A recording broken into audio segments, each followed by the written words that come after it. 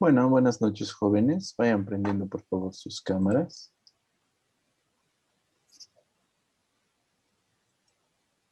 La cámara.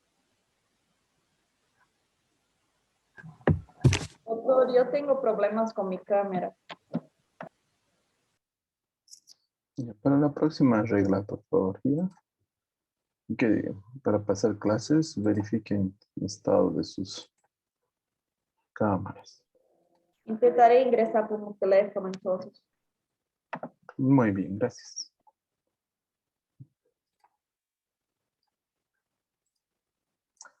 Dentro de lo que nos toca ver ahora es la patología biliar. Como ya lo hemos revisado, como ya hemos dicho en lo que es apendicitis, ustedes han visto varias veces lo que es la vesícula biliar. Es un órgano bastante común que se localiza en la cara inferior del hígado. Mide de 8 a 10 centímetros de longitud por 4 a 8 centímetros de ancho. Tiene una capacidad de almacenaje de bilis de aproximadamente 60 ml. La vesícula biliar tiene un fondo, un cuerpo y un cuello.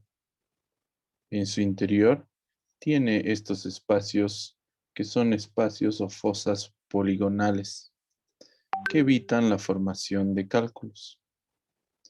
Se conecta a la vía biliar principal a través de este conducto, que es el conducto cístico, y que tiene unas válvulas. Estas válvulas se denominan válvulas de Heister. Otra vez, están diseñadas para evitar la salida de las piedras a la vía biliar. Mide aproximadamente el conducto cístico 3 centímetros de longitud y 4 milímetros de diámetro. La vesícula biliar forma parte de las vías biliares. Hay vías biliares intrahepáticas y hay vías biliares extrahepáticas. Como su nombre indica, las intrahepáticas son las que están por dentro del hígado, que son los conductillos intrahepáticos, perihepáticos y finalmente se conforman en dos conductos comunes, el hepático común derecho y el hepático izquierdo, que van a unirse y forman el hepático común.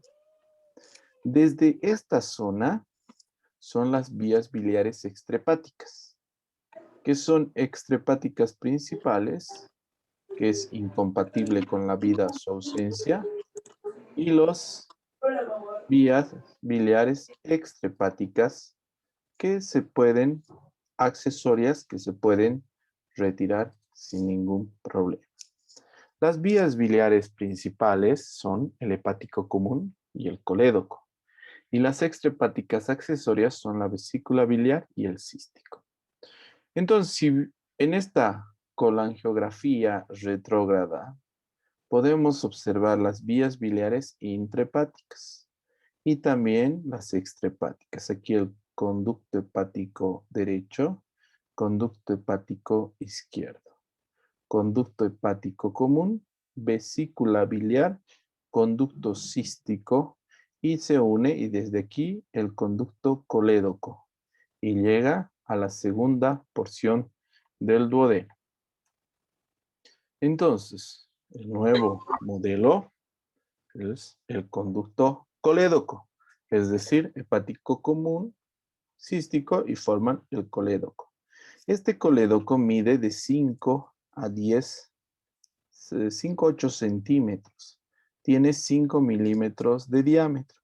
Tiene una porción que es la porción supraduodenal, una porción retroduodenal, una porción retropancreática y una porción intersticial en relación con las estructuras que se juntan. Tradicionalmente existe lo que llamamos un triángulo de Calot, que está formado por el reborde hepático hacia arriba, Hacia adentro está el conducto biliar, el hepático derecho, y hacia abajo el conducto cístico. Y en el medio se encontraría la arteria cística. También existe por afuera un punto cístico que se logra identificar trazando una línea desde el ombligo hasta el ángulo de la axila. Y donde se une, donde se une es el punto cístico. Y se supone que ahí está la vesícula biliar. La vesícula biliar está irrigada por una rama propia, normalmente viene de la arteria hepática derecha y se conoce como rama cística. Es una arteria cística. Existen variaciones anatómicas, tanto de la arteria hepática como de la arteria cística. Miren, aquí la hepática está yendo por detrás de los conductos biliares y da recién la cística. Acá está haciendo un acodamiento. Entonces podríamos en una cirugía lesionar la arteria hepática derecha. Aquí está por delante. Entonces hay variaciones anatómicas. Igual del conducto cístico. Conducto cístico puede ser muy grueso, incluso puede venir posterior, ausente completamente, largo, pegado o incluso con un conducto accesorio. Es decir, estas son variaciones anatómicas normales de la formación de los conductos biliares extrahepáticos y la irrigación de la vesícula biliar. Existen anomalías congénitas de la vesícula biliar. Anomalías como ser agenesia, vesícula doble o triple, localización ectópica de la vesícula, localización izquierda del hígado y vesícula flotante.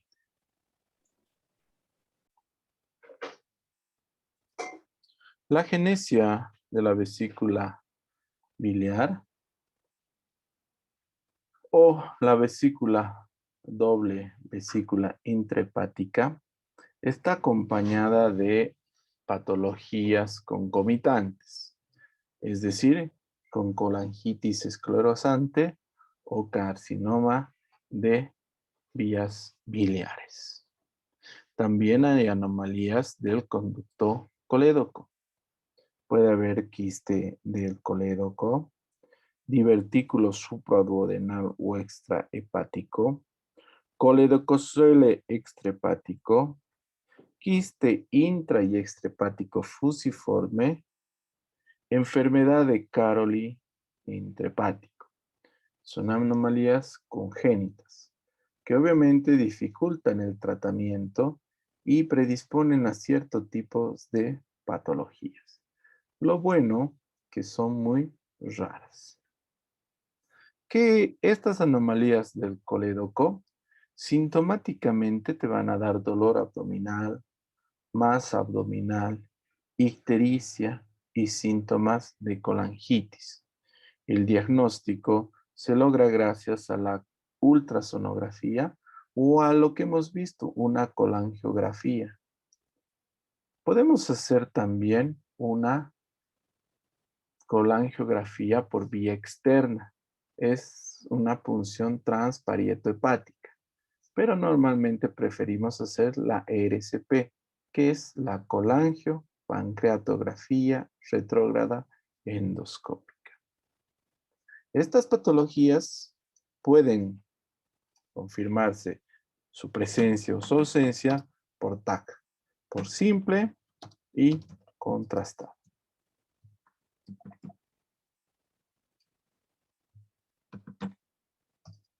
Entonces, la patología congénita fácilmente podemos diagnosticar por una TAC. TAC de abdomen. ¿Entendido? En ese orden se solicita. Primero, la ultrasonografía. Después, la RCP. Si no se pudiera hacer RCP, se hace la TPC, transparieto hepática. Y finalmente, la TAC. Incluso la TAC deberíamos analizar antes de realizar estos procedimientos un poco más agresivos, pero prefiero este orden. No nos sigamos muy lejos. Hablemos de la patología más común de la vesícula biliar. La patología más común de la vesícula biliar es los cálculos. Presencia de cálculos dentro de la vesícula biliar. Si nosotros analizamos la presencia de cálculos dentro de la vesícula biliar, podemos aprender muchos términos. Por ejemplo, colelitiasis,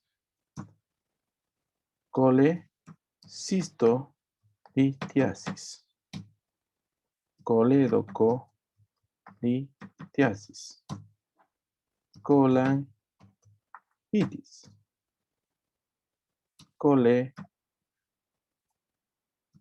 colecistitis aguda, colecistitis crónica litiásica reagudizada.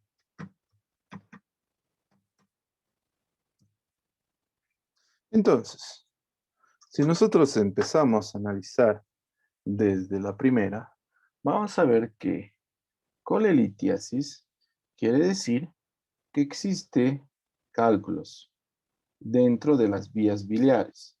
No especifica en vesícula, en cístico o en colédoco. Solo dice cálculos en las vías biliares, colelitiasis. Cuando nosotros usamos el término colecistolitiasis, decimos que existe cálculo dentro de la vesícula biliar, pero nada más, solo existe el cálculo. Coledocolitiasis quiere decir que existe un cálculo dentro del conducto colédoco. Colangitis quiere decir que hay una infección en los conductos biliares.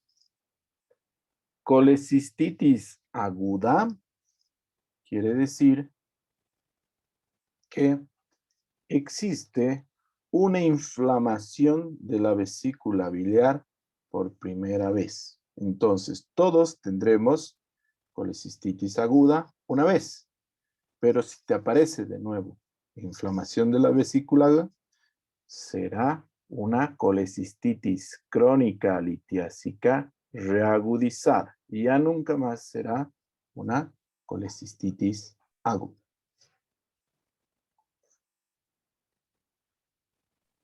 Los cálculos de lejos son la patología más común asociada a la vesícula biliar. Dos son los orígenes de los cálculos.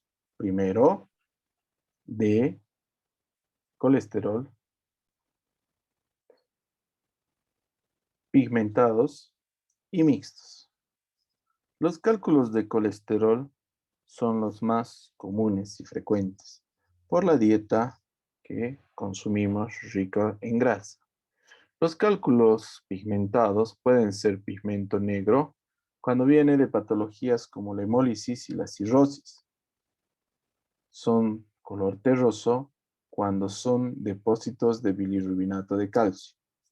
Y muchas veces existen cálculos mixtos de pigmento y de colesterol. ¿Por qué aparecen los cálculos? Aparecen por un desequilibrio. Existe un desequilibrio en las proporciones de sales biliares, lecitina y colesterol. Para que la bilis fluya sin convertirse, sin ser una bilis litógena, tiene que haber un equilibrio entre los cristales de colesterol, las sales biliares y la lecitina.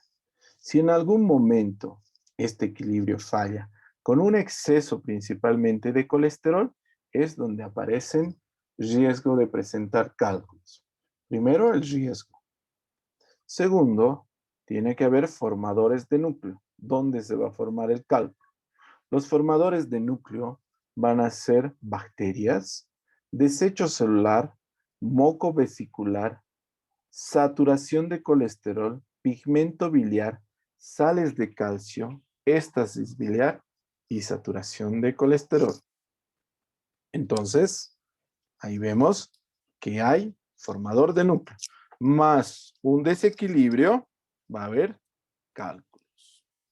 Existen ciertas personas que tienen predisposición a la aparición de litos. El sexo femenino, más frecuente que el varón.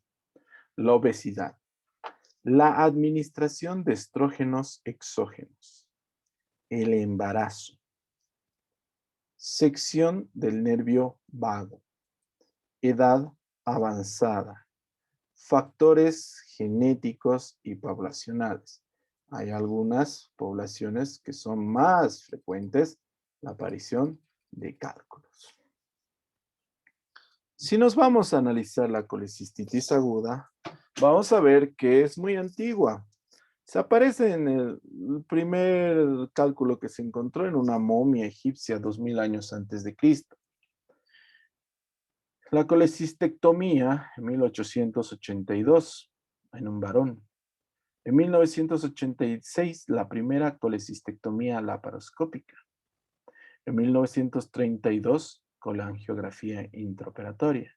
1950 colangiografía por las vías transhepáticas percutánea y colangiografía retrógrada endoscópica. Entonces, a partir de 1950 ya estaba un poco más completo nuestro set para diagnóstico. La colecistitis aguda es una inflamación aguda, bacteriana o química de la vesícula biliar. Puede causar peritonitis o muerte. Más frecuente en la mujer, 3 veces aún. Es 95% de las veces de origen litiásico y 5% es alitiásico. ¿Cuál es la fisiopatología? Es muy sencillo de entender. La vesícula almacena bilis. Esa bilis, cuando comemos grasa, tiene que salir. Si hay un cálculo, se impacta en la salida y ahí aumenta la presión para vaciar la bilis y es lo que crea los cólicos biliares. Ahí adentro tienen cristales biliares. Estos lastiman la mucosa biliar y activa lo que es la fosfolipasa 2, el ácido araquidónico y las lisolecitinas. Con esto hay aumento de secreción de agua, distensión vesicular, hay un proinflamatorio, hay inflamación de la vesícula y se lesiona más todavía la mucosa. Aumenta la presión intravesicular, altera el riego vascular, se necrosa la vesícula y se perfora. Entonces, más o menos ese es el ciclo de una colecistitis aguda. Lo interesante es que en 80% de los casos, este cálculo con reposo alimentario, con administración de analgésicos, cede y cae nuevamente a la bolsa.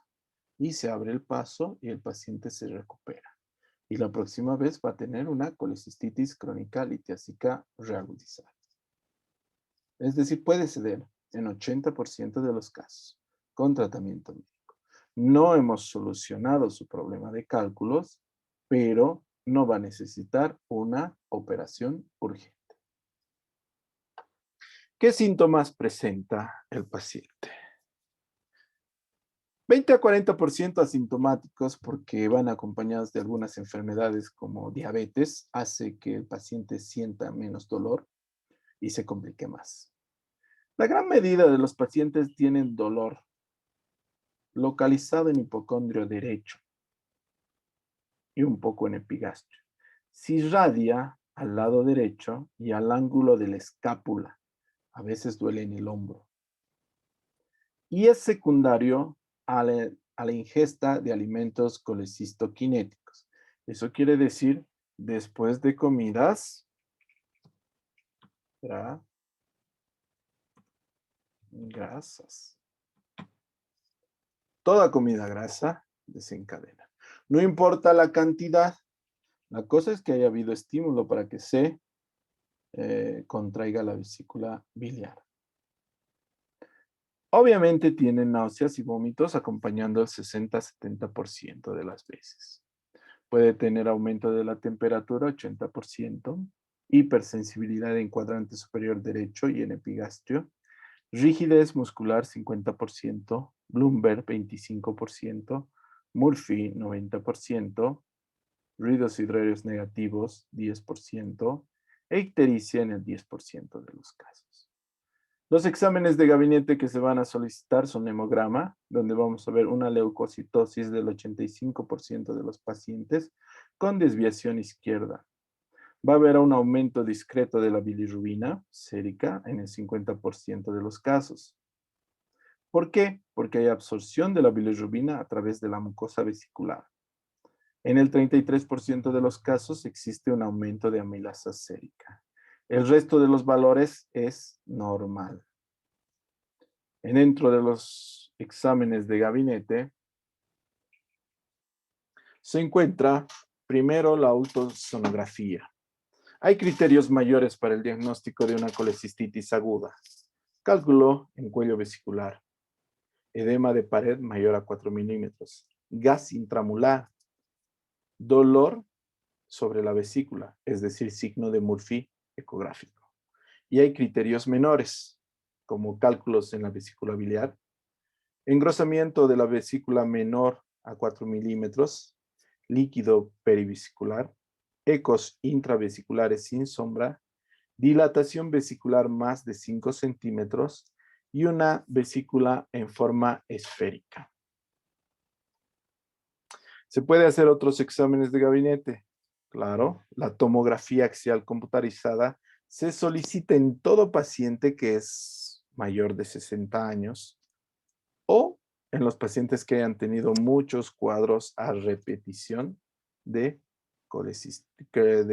cólicos biliares para identificar principalmente complicaciones.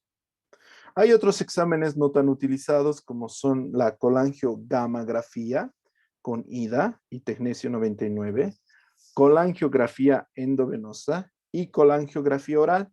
Esta es una colangiografía oral. ¿Ven? Es muy antigua.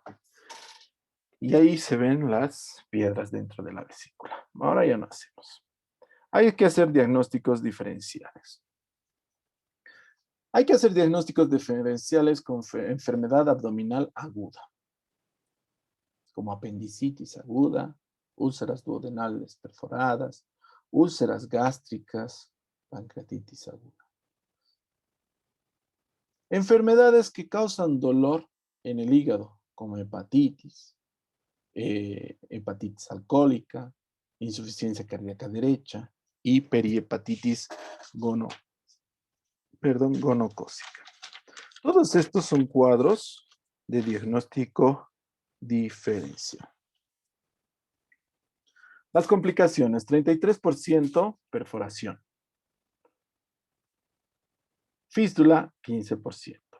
Absceso pericolecístico, asintomático, 50%. Lo que quiere decir que en el 50% de los casos, el paciente sin tratamiento remite el cuadro.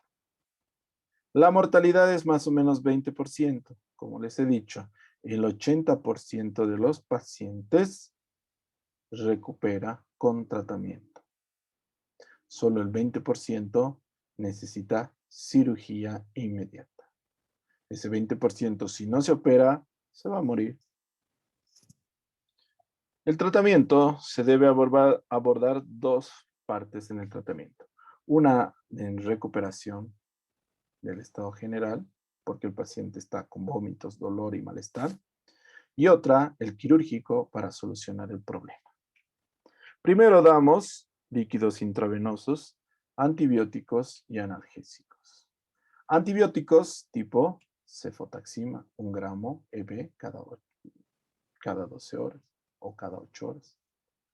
Podemos dar analgésicos, metilbromuro de iosina o Buscopan, una ampolla EB diluido lento, PRN. Hacemos los exámenes necesarios para el diagnóstico y planteamos la cirugía. En la cirugía podemos hacer una colecistectomía laparoscópica o podemos hacer una colecistectomía abierta. No hay ningún problema.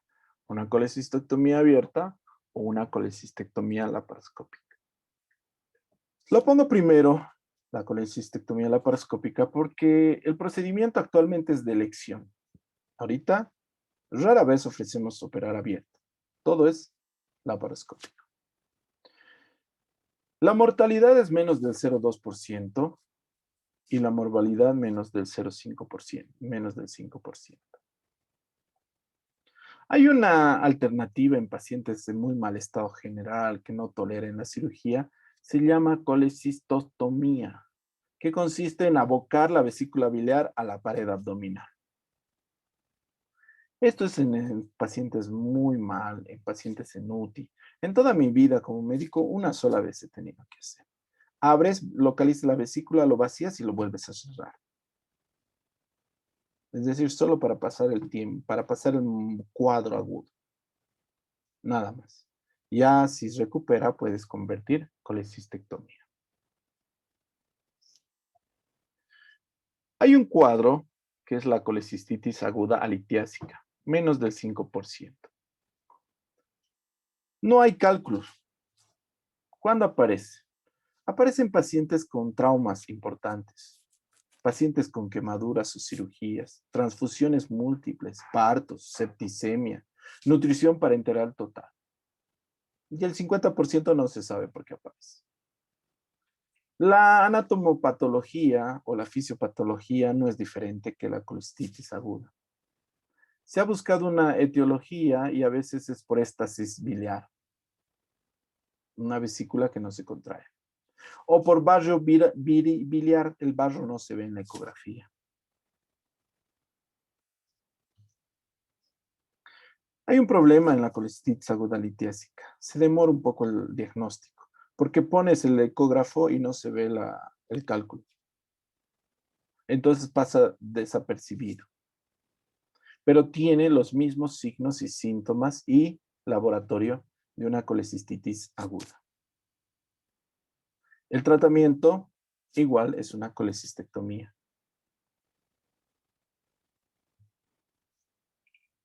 Hay otras etiologías de la colecistitis aguda. Hay una colecistitis aguda enfisematosa, frecuente en diabéticos. Colecistitis tifoideica, pacientes con fiebre tifoidea. Pacientes con torsión de vesícula biliar, especialmente en alteraciones congénitas. Y neoplasias. Podemos hacer la colecistectomía abierta. Esta colecistectomía abierta es que entramos a través de una incisión, ya sea subcostal derecha de Coge o media supraumbilical, a extraer la vesícula biliar. Hay dos técnicas, bueno, pueden ser tres: retrógrada, anterógrada y retroanterógrada, que han debido revisar en técnica quirúrgica. La colecistectomía anterógrada primero se diseca la vesícula del fondo al bacinete, es decir, del fondo al bacinete. Y la retrógrada se diseca desde el bacinete al fondo. ¿De qué depende? Esta cirugía, la anterógrada, sangra mucho porque aún está circulando sangre a la vesícula biliar, porque sigue abierto el conducto, la arteria cística. Pero es ideal porque cuando yo termine voy a llegar justo al conducto cístico. Es menor riesgo para lesionar el colédoco. En esta, lo positivo es que yo ligo ya la arteria. Y entonces me hace muy fácil el procedimiento porque ya no sangra. Esta vesícula ya no va a recibir irrigación. Algunos todavía hacen una colecistectomía y después suturan el lecho vesicular. Ya no se hace la sutura del lecho vesicular. Solo hacemos hemostasia y ahí termina el procedimiento.